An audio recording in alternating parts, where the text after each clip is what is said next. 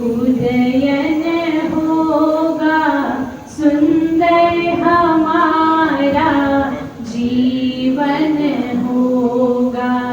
वैदिक विचारों का उदयन होगा, सुंदर हमारा जीवन होगा। लहराता मुस्काता मानस मधुबन होगा, वैदिक विचारों का उदयन होगा, सुंदर हमारा जीवन होगा। वैदिक विचारों का उदयन होगा, सुंदर हमारा जीवन होगा। प्यार हो परस्पर जहाँ देश वो बसाएंगे, प्यार हो परस्पर जहाँ देश वो बसाएंगे। मानवता का पाठ हम सभी को पढ़ाएंगे, मानवता का पाठ हम सभी को पढ़ाएंगे। हर दिल में ईश्वर का चिंतन होगा, सुंदर हमारा जीवन होगा। वैदिक विचारों का उदयन होगा, सुंदर हमारा जीवन होगा। यज्ञ की सुगंध से दुर्गंध हम मिटाएंगे, यज्ञ की सुगंध से दुर्गंध हम मिटाएंगे। स्वस्थ और संयमी सभी जीवन को बनाएंगे, स्वस्थ और संयमी सभी जीवन को बनाएंगे। पावन यहाँ का कण कण होगा, सुंदर हमारा जीवन होगा। वैदिक विचारों का उदयन होगा, सुंदर हमारा जीवन होगा। ढूंढने से मिले नहीं चोर जोर कोई भी, ढूंढने से मिले नहीं चोर जोर कोई भी। धर्म के विरुद्ध न हो व्यवहार कोई भी, धर्म के भी विरुद्ध न हो व्यवहार कोई भी। सत्य धर्म का पालन होगा, सुंदर हमारा जीवन होगा। वैदिक विचारों का उदयन होगा, सुंदर हमारा जीवन। यज्ञ प्रेमियों को नमस्ते। हमारा सौभाग्य है आज हमारे बीच में स्वामी जी उपस्थित है, जो आर्यवन विकास ट्रस्ट के वहाँ पर खड़े हुए हैं और शंका समाधान के मार्ग। आप ये कार्यक्रम चल रहा है, जब तक आपको कोई शंका वगैरह सुनती है तो तैयार है ना, स्वामी जी उत्तर देने के तैयार है। दूसरा हमारा विशेष सौभाग्य है, जहाँ आर्यवन विकास है उस क्षेत्र के कलेक्टर, डिप्टी कलेक्टर, कलेक्टर वो यहाँ पर पधारे हुए हैं। तो मैं उनसे सबको कहता हूँ जोरदार वैसे मैं बोलना का आदि नहीं हूँ, इसलिए सेवा करना मैं कार्य का आदि हूँ। अभी 2014-15 के आसपास नरेंद्र मोदी की सरकार आई, तभी सुप्रीम कोर्ट ने नरेंद्र मोदी सरकार को आदेश दिया कि हमारे भारत वर्ष में 10 एक शहर में, 10 एक राज्य में अकाल पड़े हुए हैं, आप उसके लिए कुछ कर नहीं रहे हो। तो उस समय नरेंद्र मोदी ने कहा चलो विचार करते हैं। तो लोकसभा में चर्चा शुरू हुई। लोकसभा में चर्चा शुरू हुई तो एक एमपी के वीरेंद्र सिंह थे, उन्होंने कहा कि आज से करीब 200 साल पहले भारतवर्ष में कभी अकाल नहीं होते थे, ऐसा इतिहास बता रहा है। तो उसका मुख्य कारण यह था कि हमारे राजा महाराजा बड़े बड़े यज्ञ करवाते थे, बहुत से घरों में यज्ञ होते थे, तो वो उस समय गुरुकुल भी वहाँ भी यज्ञ होते थे, उसके कारण ये नहीं होता था। तो उन्होंने एक सुझाव दिया कि आज की तारीख में हमारे जो सांसद है वो 550 550 जो भी है वो अपने अपने राज्य के समझो कि राजा महाराजा वही है, वो अपने अपने गांव में बड़े बड़े यज्ञ करवाएं तो ये समस्या हल हो सकती है। लेकिन ये कांग्रेस को अच्छा नहीं लगा, उन्होंने बड़ी मुश्किल से बोलने दिया उनको। लेकिन उसके बाद में उसी समय दिल्ली के अंदर में आर्य समाजों ने सबने मिलकर के 1000 जगह अलग अलग यज्ञ किए। ये मैंने छोटा सा समाचार सुना और मेरे को भी लगा कि हमें मुंबई में भी कुछ करना चाहिए। 2016 में हमने उसी समय एक ही दिन में एक साथ में हमारे पुरोहितों आर्य समाजों और यज्ञ प्रेमियों के सहयोग से करीब 60 जगह पे 60 जगह पे हमने एक साथ में। लेकिन उस समय हमें समस्या लगी पुरोहितों की, जो हमारे प्रशिक्षण प्राप्त पुरोहित थे वो कम पड़ने लगे। फिर उसके बाद में हमने दूसरे साल तीसरे साल से बाद में हमने ये किया कि हम एक सप्ताह मनाएंगे, जो विश्व पर्यावरण दिन बनाते हैं। वो विश्व पर्यावरण दिन किस प्रकार से मनाते हो पता नहीं, लेकिन जैसे भी एक नक्की हुआ है मनाना, तो हमने बाद में ये यज्ञ के माध्यम से मनाना शुरू किया। उसमें सबसे अधिक साथ और सहकार देने वाले अभी आ रहे हैं हमारे पुरोहित जी धनंजय जी, उन्होंने सबसे अधिक और बाकी आर्यसमाज घाटकोपर ने ये बेड़ा उठाया। मैं तो कह देता था कि ये काम करना है, लेकिन पीछे आर्यसमाज घाटकोपर के हर एक प्रत्येक सदस्य ने इतना सहकार दिया कि कभी मेरे आदेश को या मेरी विनती को कभी ठुकराया नहीं और हमेशा वो मुझे प्रोत्साहित करते रहे। उसके लिए मैं सभी का धन्यवाद और सब अपने अपने लिए एक बार जोरदार ताली और ये गुरु स्कूल है वो भी हमको कभी से एक दिन के लिए ये कार्यक्रम के लिए अनुमति देती है, तो उनसे भी आज के हमारे विपिन भाई है उनका भी हम आभार व्यक्त करते हैं। इसके बाद में जो हमारे आर्यवन से जितने विद्वान निकले हैं और वहाँ हमारे जो संस्था के अंदर कभी कुछ अफसर सर्कल होती है, तो वहाँ से हमारे कलेक्टर महाराज जो हमें कभी भी मार्गदर्शन करते रहते हैं वो भी हमारे आज उपस्थित है। हमारा बड़ा सौभाग्य तो मेरा विचार ऐसा है कि उनको कहूँ कि 2 शब्द कहें, वहाँ की प्रवृत्ति के बारे में जानते हैं और हमारे आर्य समाज से कुछ छोटे मोटे आगे पीछे आते रहते हैं वहाँ पर हमेशा, और हमारे स्वामी जी वगैरह से बहुत के प्रवचन सुनते रहते हैं तो आकर के हमारे उत्सवों में। तो 2 शब्द एक जरा सा मार्गदर्शन छोटा मोटा हमारी भी गलतियाँ और तो बता दीजिए। से आए हुए हमारे आदरणीय स्वामी जी, ये गुरुकुल स्कूल के प्रतिमंडल के सभी सभासद वगैरह भाई और बहनों, आर्यवन की प्रवृत्ति जो है ना, मैं जब कलेक्टर में वहाँ साबरकांठा में गया, फर्स्ट टाइम मैं गया था, इसके पहले मैं आर्यवन गया भी नहीं था। महर्षि दयानंद जी को तो मैंने पढ़ा था जब मैं कॉलेज में स्कूल में था, बाद में सब सर्विस में मतलब बाद में नहीं कोई स्टडी किया था। तो आर्यवन की एक्टिविटी देखकर वहाँ बहुत मजा आया मेरे को। हम लोग वहाँ रुके थे, फैमिली के साथ भी रुके थे। बाद में 2-3 बार जाना प्रोग्राम भी किया था, बाद में कोरोना आ गया था, इसकी वजह से ज़्यादा हम नहीं जा पाए, लेकिन वो सब एक्टिविटी हमने देखी है वहाँ। वहाँ बहुत अच्छी एक्टिविटी हो रही है। उसका लैंड का थोड़ा मोटा प्रॉब्लम था, वो भी मैंने समय में मैंने सोल्व किया था। तो मतलब ये दयानंद सरस्वती जी का जो वैदिक विचार है, मतलब ये वैदिक विचार के धारा पे सब चल रहे हैं।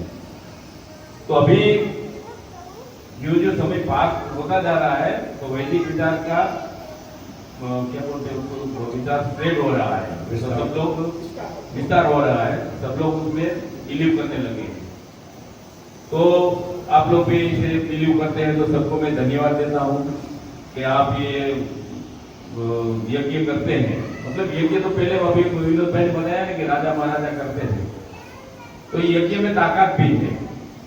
तो ये वातावरण शुद्ध तो करता ही है, हमारा मन को भी शांति देता है, मन को शक्ति भी देता है। तो ये एक्टिविटी तो बहुत बड़ी एक्टिविटी है।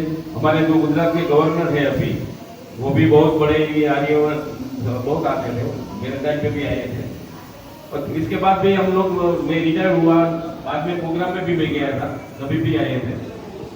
तो ये हमारे वैदिक विचार को आगे कैसे ले जाया जाए, मतलब उसका सबके मन में आदर भाव बढ़े, उसके अनुसार अभी जो ये बच्चों ने गीत गाया ना, उसमें भी कितना वो सब में भी ताकत है कि हमारा जीवन अच्छा बनाना है। मतलब मैं तो इसको ये धार्मिक प्रवृत्ति नहीं है, मैं इसको धार्मिक प्रवृत्ति नहीं मानता हूँ।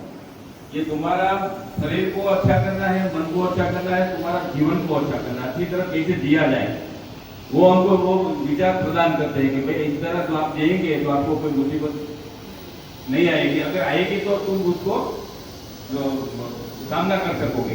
तो ये ताकत बड़ी अभी जरूरत ये ज्यादा है, क्योंकि अभी हमारा जो सोशल स्ट्रक्चर है वो डैमेज हो रहा है, पूरा सोशल स्ट्रक्चर, मतलब हम जी रहे हैं ना, तो उसमें भौतिकवाद का बहुत बड़ा आक्रमण हो रहा है।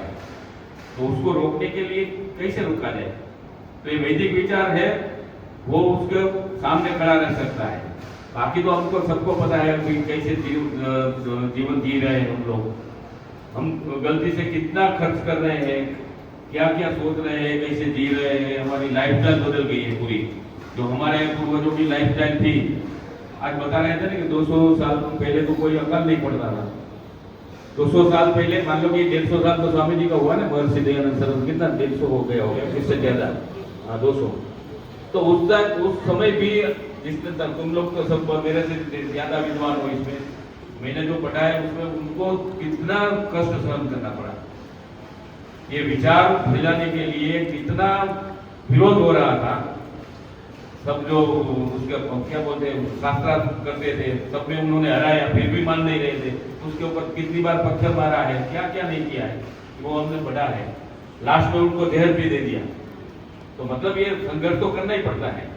जब इस स्वामी जी को इतना संघर्ष करना पड़ा, तो हम लोग तो क्या, उसके पास कुछ नहीं है ना, तो हमको धीरे धीरे हमारा जो वैदिक विचार है उसको आगे ले जाने के लिए सबको सहन करना पड़ेगा। मतलब मानेंगे कि एक लोग क्या बोल रहे हैं, ऐसे थोड़ा जीवन जिया जाता है, नहीं, लेकिन इसमें ताकत है, अच्छा है जब, तो उसको आगे चलाने के लिए एक कम्युनिटी में एक जागरूकता आनी चाहिए सब लोगों में, सब लोग उसको पालन करें, अच्छी तरह कैसे जीवन जीना है वो भी पालन करें।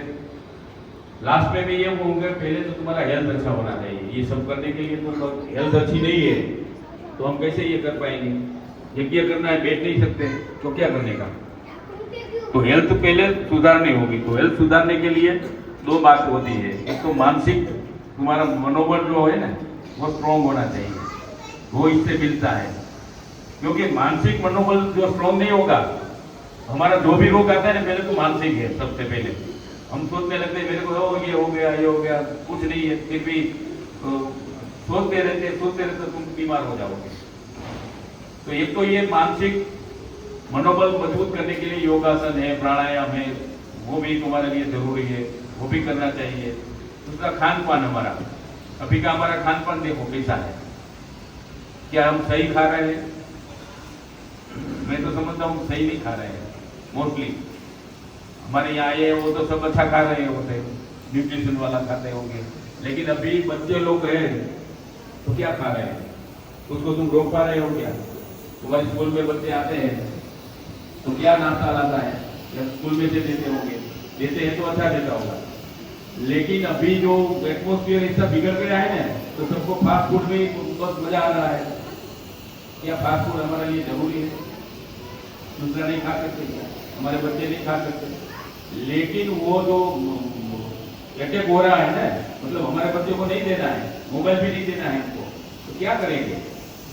दूसरे लोग दे रहे हैं, दूसरे बच्चे खा रहे हैं, दूसरे बच्चे ये देख रहे हैं मोबाइल में, हम लोग भी इतना मोबाइल देख रहे हैं, बच्चों को क्या बोलेंगे? हम फालतू समय में बिगाड़ रहे हैं ना, तो हमको भी कम करना चाहिए। दो बच्चे ऐसा मानेंगे कि नहीं ये मोबाइल की बहुत ज्यादा जरूरत नहीं है, और ये जो एटमोस्फियर में रह के हमको ये बच्चों को सुधारना है, हमको सुधरना है।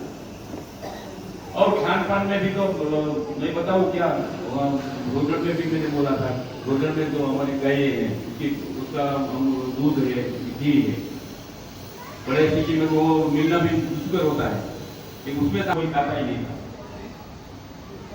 मैंने तो देखा है, मेरे दादा है, हमारे वो मूंगफली होती है ग्राउंड में, तो मूंगफली के दाने लेकर जाते थे, चल के जाते थे 15 किलोमीटर, वहाँ एक घानी लगती थी, मतलब वहाँ से घानी का तेल खाते हमारे खेत में होती थी, और उसमें कोई वो ऑर्गेनिक थी, प्योर, उसमें कोई फर्टिलाइजर नहीं था, कोई दवाई नहीं था, कुछ नहीं था, तो वो ऑयल में ताकत है। वो डॉक्टर तो बोलते हैं कि नहीं खाना चाहिए, ऑयल मत खाओ, वो नहीं, ऑयल जो है मूंगफली का ऑयल है ना, उसमें गुड कोलेस्ट्रॉल है। ये डॉक्टर साहब बताइए, तो गुड कोलेस्ट्रॉल कहाँ से मिलता है, शरीर को वो जरूरत भी है, तो ओनली ये मूंगफली का तेल है ना, वो उनको देता है। तो ये बात खाने के लिए बोले, देसी गुड़ खाने का था, वो जमाना था, हमने देखा है, देसी गुड़ एक बोलते हैं ना, तो वो हमारे मटका में रखते थे, ये पानी हम रखते हैं उसमें भरते थे, और जो ये इतनी गर्मी जब होती थी ना, तो कई बार तो वहां से निकल के आगे उसका स्प्रेड हो जाता था। और वो गुड़ में ताकत थी, आज वो नहीं है, ऑर्गेनिक तो कुछ है ही, तो ऑर्गेनिक गुड़ अगर मिलता है, शुगर तो खाना ही नहीं चाहिए। डॉक्टर लोग तो ये बेटे वो बोलेंगे शुगर मत खाओगे, तो शुगर तो नहीं लेना है, लेकिन कितना शुगर खा रहे हैं, जरूरत नहीं है, जो कि नेचुरल जैसी नहीं है। हमारे शुगर क्या मैं बताऊँ, मैं तो 65 का हुआ, तो 60 साल के पहले की बॉडी जो हमारे पूर्वज की थी, उसकी बॉडी में हमारी बॉडी में काफी चेंज है। अभी मानसिक स्तर से हम ज्यादा काम कर रहे हैं, फिजिकल करते नहीं है, तो हमको क्या होने वाला है, हमारा बॉडी अच्छा रहेगा नहीं, बॉडी जब अच्छा नहीं रहेगा तो अच्छा काम कैसे करोगे, जो भी करना है वो कर ही नहीं पाएंगे। तो हम जितना भी हो सके हमारा पहले बॉडी को अच्छा कीजिए, अच्छा खाना खाइए, बाकी कसरत भी होनी चाहिए। पूर्वज लोग तो काम करते थे, लाइट भी नहीं थी, वो अच्छी बात थी, मैं आज देख रहा हूँ, मेरे गांव में भी लाइट नहीं थी, मैं पढ़ता था, तो अच्छी बात थी कि शाम को सो जाते थे, खाना कब हो जाता था, सनसेट के पहले, वो तो ये मैंने भी देखा होगा, कई लोगों ने देखा है। तो ये अच्छी बात इसलिए थी कि तुम्हारा खाना अर्ली हो गया, तो उसको पाचन के लिए 2 टाइम चाहिए ना, आयुर्वेद की भाषा में बात करें तो पाचन के लिए टाइम चाहिए, तो सो गए और 4-5 बजे उठना था, उठने के बाद लोग सब काम पे चले जाते थे। तो वो उसके समय, अभी हम बोलेंगे कि ऐसा जीवन तो बड़ा जीवन होता है भाई, हमारा पैसा कहाँ जाएगा, वो बात भी सही है, पैसा तो कमाना ही पड़ेगा, तो ज्यादा नहीं कमाना है। अभी हम क्या कर रहे हैं, ज्यादा पैसे की दौड़ में चल रहे हैं ना, मेरे पास एक फैक्ट्री है तो दूसरी बनाओ, एक कार है तो दूसरी कार चाहिए, एक बंगला है तो नहीं चलेगा, ये 2 बच्चे हैं तो 2 का 2 बंगला चाहिए, एक में नहीं रह सकते। अभी ये वो भी है, पैसा की जरूरत तो है, अच्छा जीना है हमको, हम बोलते हैं ना अच्छा जीना, अच्छा कपड़ा पहनना है, अच्छा गाड़ी होना चाहिए, वो सूट में जाना है, वो उसके लिए पैसे चाहिए, पर पैसे के पीछे मत भागना है, संतोष रखना है। तो हमारे पूर्वज में क्या था, संतोष का जीवन था उसका। वहीं पे मैंने देखा है कि वो मैं जब था ना स्कूल में था, तो अकाल पड़ा, तो अकाल पड़ता था तो कोई लोग ऐसा बोलते नहीं थे कि क्या करेंगे, वो मर गए। मैंने किसी ने नहीं सुना, तो वो क्या बोलते थे कि अगला साल आएगा, अच्छी बारिश आएगी, भगवान दे देगा, उसके ऊपर भरोसा था, वो समर्पित भाव था। तो हमको एक तो क्या है कि समर्पित भाव भी पैदा करना है। अगर ये भक्ति की बात करें ना, स्वामी जी तो ज्यादा जानते हैं, तो हमारे मेरे मन में काम, क्रोध, रोग, मोह, लाभ, लोभ सब है, वो मेरे को निकालना है। तो उसकी जगह क्या आना चाहिए, प्रेम, करुणा, दया, ममता, विश्वास, श्रद्धा, भक्ति। अगर वो आ जाए तुम्हारे में और पूरा भाव, समर्पित भाव आ जाए, तो तुम्हारा जीवन का कल्याण हो जाएगा। दूसरा भक्ति, यही भक्ति है, हमें वो निकालना है और लाना है क्या, अच्छे भाव लाना है, और पूरे भगवान को पूरे भाव से, श्रद्धा से समर्पित हो जाइए, तो हमारा कल्याण ही कल्याण है। अस्तु, सबको खूब धन्यवाद, ज्यादा बोल के और माफ करना, थैंक यू। हमारे सीधे पटेल साहब तो अच्छे वक्ता है, हमारे दिलीप भाई और विपिन भाई से रिक्वेस्ट करता आप आइए, तो उनका सम्मान करेंगे। हमारे आपके परिसर में आए दिलीप भाई और